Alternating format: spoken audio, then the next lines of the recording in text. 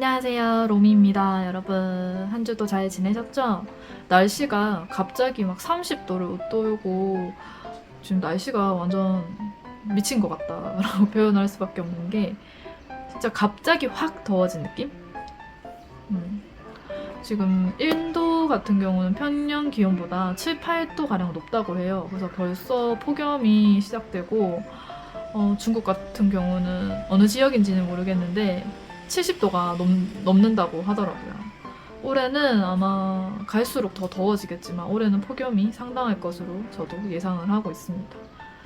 제가 더위를 그렇게 안 타는데 벌써 잘 때 선풍기를 트는 거 보니 확실히 더워지긴 했나 봐요. 그래도 이제 아직 에어컨은 딱 하루 밤에 켰었는데 그날 이제 울산에 폭우가 쏟아진 날이 있었거든요. 그래서 그 날만 저녁에 에어컨을 습도가 너무 높아서 에어컨 켜고 아직까지는 켜고 있지 않습니다. 최대한 선풍기로 버텨보고 에어컨은 한 7월부터 틀면 좋지 않을까 최대한 미뤄서. 그럼 6월 셋째 주 정산을 빠르게 해보도록 하겠습니다. 6월 셋째 주는 울산에 이제 간절곶 축제도 하고 마두이 축제도 하는 그런 한 주였는데 저희는 마두이 축제 마지막 날에 이제 시간이 돼서 남편이랑 저녁에 방문을 했어요. 해서 아이들이랑 이제 야시장도 다녀오고 길거리 공연도 구경하고 그 시내를 좀 돌아다니면서 아이들이랑 즐거운 시간을 좀 보냈습니다. 그냥 뭔가를 이렇게 딱 정해놓고 하지는 않았는데 그냥 여기저기 구경 다니는 재미로 많이 다녔어요. 다행히 아들이 이제 조금 더 컸다고 생각이 드는 게 짜증을 많이 안 내긴 하더라고요. 다리가 좀 아프다고 표현을 하긴 했는데 그래도 잘 다녀온 것 같습니다. 주차가 이제 저희 집에서 한 10분도 안 걸려요, 차를 타면. 근데 주차가 좀 힘들 것 같다고 해서 택시를 타고 내려갔다가 택시를 타고 집으로 돌아왔습니다. 그래서 택시 비용이 좀 한 주에 발생을 했고 어디에 또 지출을 했는지 보도록 할게요. 아, 택시 비용 얘기를 했는데 택시 비용을 기록을 안 했네요. 잠깐만요. 9,320원이 나왔거든요. 일단 기록을 해주도록 하겠습니다. 9,320원. 택시 비용은 지금 바로 할인되는 그 카드를 사용을 했어요.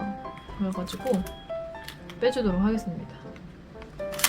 10,000원을 빼주고요. 320원이잖아요. 그러면 700원 정도 다시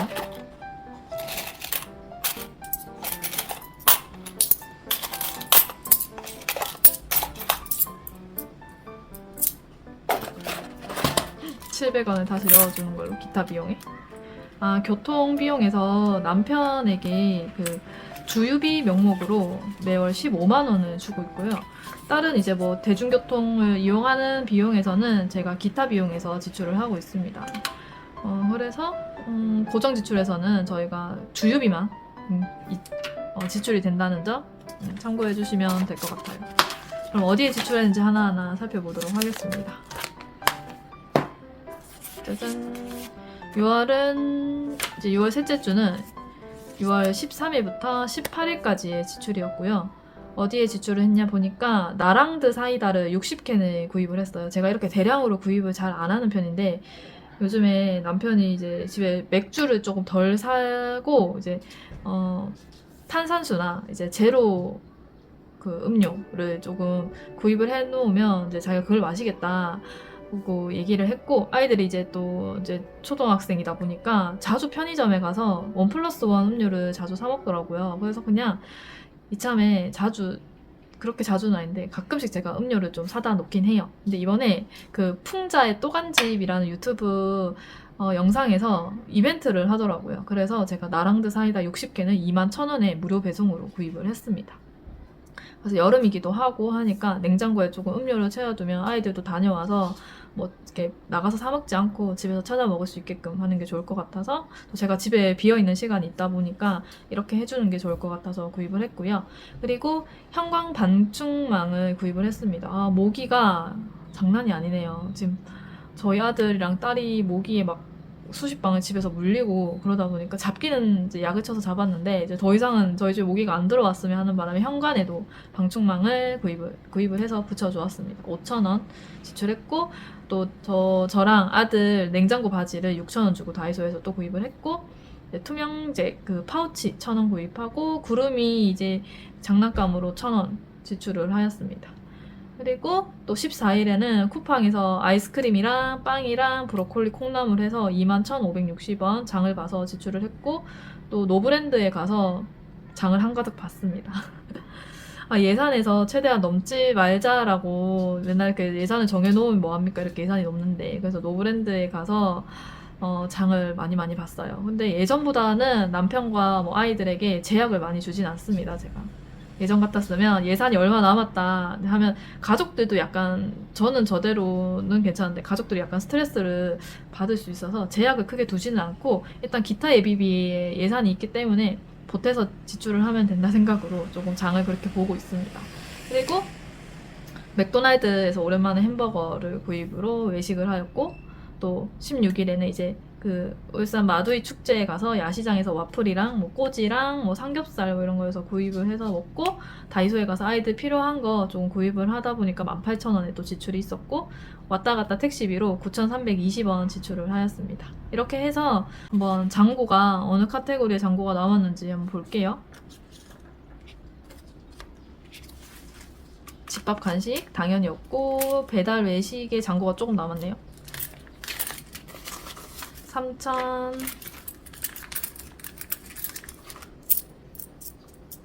3,600원 남았고 생활비용에 잔고 없고 병원 약재에 2만원 이렇게 이번 주 잔고가 23,600원 남았습니다. 기타 예비비 잔액 얼마 남았는지 볼게요. 지금 한 3만 몇천 원 정도 나왔습니다. 이번 주 이렇게 잔고가 남았고요. 기타 예비비에서 많이 꺼내 썼네요. 보니까 집밥에서도 꺼내 쓰고 생활비용에서도 꺼내 쓰고 교통비용 꺼내 쓰고 그렇게 지출을 하였습니다. 이제 6월이 셋째 주 정산이니까 넷째 주, 다섯째 주 2주 남았잖아요. 2주 동안은 최대한 기타 예비비에 건들지 않는 걸 좀 목표로 해야겠습니다. 그럼 23,600원 저축해 주도록 할게요. 먼저 동전 저금통에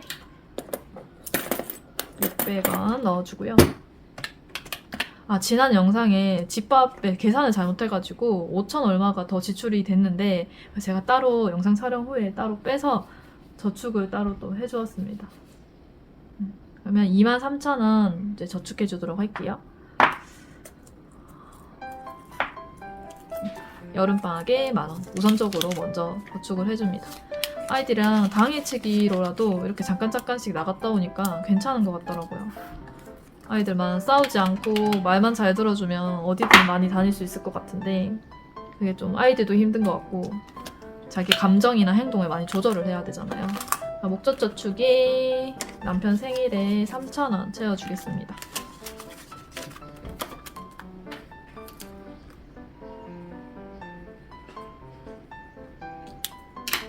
얼마 안 남았어요. 이제 11,000원만 채우면 10만원 완성이네요. 그리고 10,000원 한정 남았어요. 날씨가 더워지는 걸 보니까 이거 리빙에 일단 5,000원 채워줄까요? 5,000원 빼고 채워줘야 될 것 같아요. 에어컨 비용으로 5,000원 리빙에 채워주고요. 나머지 5,000원은 건강 헬스에 매주 꼬박꼬박 채워주기 때문에 건강 헬스에 남은 5,000원 채워주겠습니다. 이렇게 채워줘서 이번 주 저축 모두 완료하였습니다. 금방 끝났네요. 역시 남는 잔액이 없으면 금방 끝난답니다. 그리고 이제 부수입 한번 또 알아보도록 할게요. 이번 주 부수입이 딱 한 곳에서 부수입이 생겼는데 쿠팡 파트너스 입금이 되었습니다. 18,000원 쿠팡 파트너스 들어왔고요. 이거 아니었으면 이번 주 부수입이 없었을 뻔했습니다. 1년 저축에 저축해 주도록 할게요. 쿠팡 파트너스가 어떤 분은 막 몇십만 원씩 들어오던데 저는 많이 들어와야 진짜 딱 요 정도 18,000원인 것 같더라고요. 그래도 꾸준히 들어온다는 게 좋은 것 같아요. 18,000원 이렇게 줄게요. 학교 앞이라서 집이 그 어린이들 차량 그 후진 음이 들린답니다. 오늘도 역시 날씨가 좀 선선해서 창문을 열어뒀어요. 이거 정리 좀 할까요? 18,000원 더 해주면서 얼마인지 한번 볼게요. 중간장갑. 이게 만원짜리랑 5만원짜리 10, 20, 21, 22, 23, 24 25만원에 26만원 26만 7천원입니다.